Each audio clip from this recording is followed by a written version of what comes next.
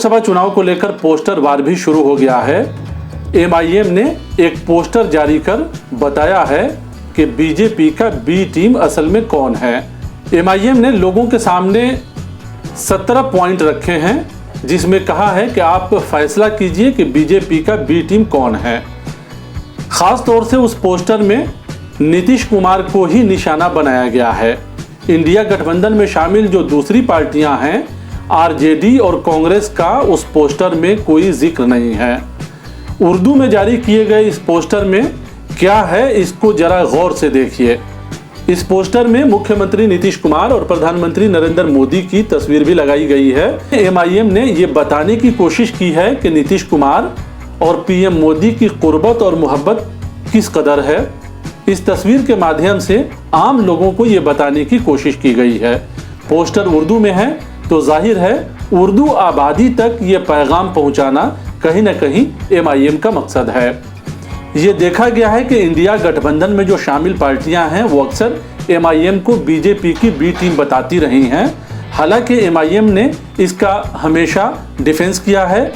MIM के बिहार प्रदेश अध्यक्ष अख्तरुल इमान ने अक्सर इस बात का डिफेंस किया है और बार बार ये कहा है कि एमआईएम बीजेपी की बी टीम नहीं है और इंडिया गठबंधन में शामिल पार्टियां एमआईएम को बीजेपी का बी टीम बताकर कहीं न कहीं अल्पसंख्यक वोटरों को कंफ्यूज करने की कोशिश करती रही हैं। इस बार एमआईएम आक्रामक है और पोस्टर जारी कर खास तौर से नीतीश कुमार को निशाना बनाया है।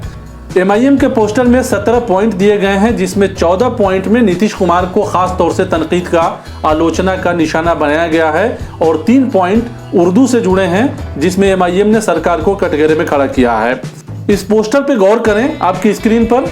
पहले पॉइंट में एमआईएम ने इल्जाम लगाया है कि 2002 में जब गुजरात दंगों की आग में जल रहा था तब नीतीश कुमार नरेंद्र मोदी के साथ खड़े थे। दूसरे पॉइंट में कहा है कि जब गोधरा हादसा हुआ तब नीतीश कुमार रेल मंत्री थे लेकिन उन्होंने इस दुर्घटना की जांच नहीं कराई क्योंकि इसे दंगा कराने की बड़ी साजिश का भांडा फूट जाता। तीसरे पॉइंट में कहा है कि मोदी को प्रधानमंत्री बनाने के लिए सबसे पहले नीतीश कुमार ने ही तजवीज पेश की थी यानी प्रस्तावित किया था। चौथे पॉइंट में कहा है कि नीतीश कुमार 1999 से 2004 तक अटल बिहारी वाजपेयी की सरकार में मंत्री रहे मगर बिहार को विशेष राज्य का दर्जा नहीं दिला पाए। पांचवें पॉइंट में कहा है कि नीतीश कुमार बीजेपी को साथ लेकर 2005 से 2010 तक मुख्यमंत्री रहे, उसके बाद 2010 से 2013 तक और फिर 2017 से 2022 तक मुख्यमंत्री रहे। इस दौरान उन्होंने अपनी सरपरस्ती में बीजेपी के साथ साथ आरएसएस को भी बिहार में खूब फलने फूलने का मौका दिया और पूरी रियासत में उसकी जड़ों को मजबूत कर दिया। छठे पॉइंट में एमआईएम ने कहा है कि नीतीश कुमार ने एनआरसी और सीएए जो मुसलमानों के लिए निहायत खतरनाक है उसकी हिमायत में वोट दिया। सातवें पॉइंट में कहा है कि कश्मीर को विशेष राज्य का दर्जा देने वाले अनुच्छेद 370 को हटाने के लिए नीतीश कुमार नरेंद्र मोदी के साथ खड़े थे। आठवें पॉइंट में कहा है कि 3 तलाक के मामले में भी नीतीश कुमार ने पीएम मोदी का समर्थन किया था। 9वें पॉइंट में कहा है कि नीतीश कुमार ने 2017 में सेकुलर गठबंधन से अलग होकर भाजपा के साथ सरकार बना लिया। 10वें पॉइंट में कहा है कि नीतीश कुमार की सरकार में अल्पसंख्यक विभाग का बजट 650 करोड़ से कभी ज्यादा नहीं हो सका जबकि दूसरे महकमों का बजट 2 गुना से 5 गुना तक बढ़ गया।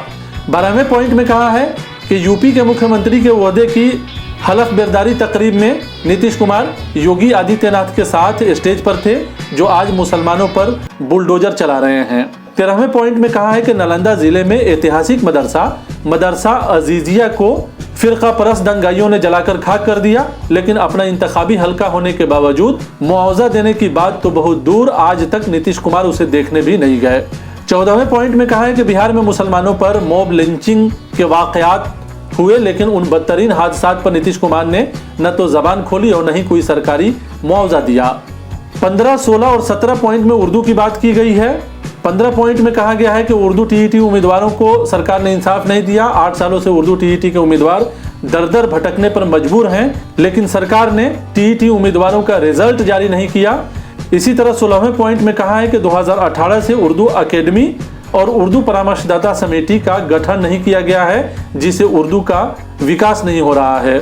17वें पॉइंट में कहा है कि नीतीश कुमार ने 15 जुलाई 2020 को एक नया सर्कुलर जारी करके बिहार जिसकी दूसरी सरकारी जबान उर्दू है, उसके स्कूलों में उर्दू की तालीम को गैर यकीनी बना दिया। अब न उर्दू के टीचर बहाल होंगे, न स्कूलों में उर्दू की पढ़ाई होगी।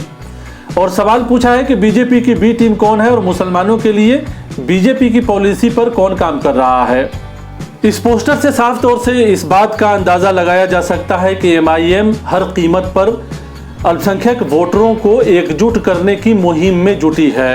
दरअसल बिहार में 17% अल्पसंख्यक वोटर है, जिस पर इंडिया गठबंधन की नज़र है। जेडीयू, आरजेडी, कांग्रेस तमाम पार्टियों को अल्पसंख्यकों का वोट चाहिए, लेकिन एमआईएम पर भी इंडिया गठबंधन बार बार सवाल खड़ा करता रहा है। एमआईएम को बीजेपी की बी टीम बताता है ताकि अल्पसंख्यक वोटरों में ये सीधा पैगाम जाए कि वोट किसको देना है। एमआईएम ने इसका जवाब दिया है। जाहिर है जेडीयू जो है अब इस पर क्या रिएक्शन देता है वो देखने वाली बात होगी, लेकिन एमआईएम ने साफ किया है, तमाम पॉइंट्स लिखकर ये बताने की कोशिश की है कि अल्पसंख्यकों के सिलसिले में मुख्यमंत्री नीतीश कुमार क्या कह रहे हैं और उन्होंने माजी में क्या किया है। एमआईएम का कहना है कि गौर करें और देखें और फैसला करें कि कौन बीजेपी की पॉलिसी पर काम कर रहा है और कौन बीजेपी की बी टीम है।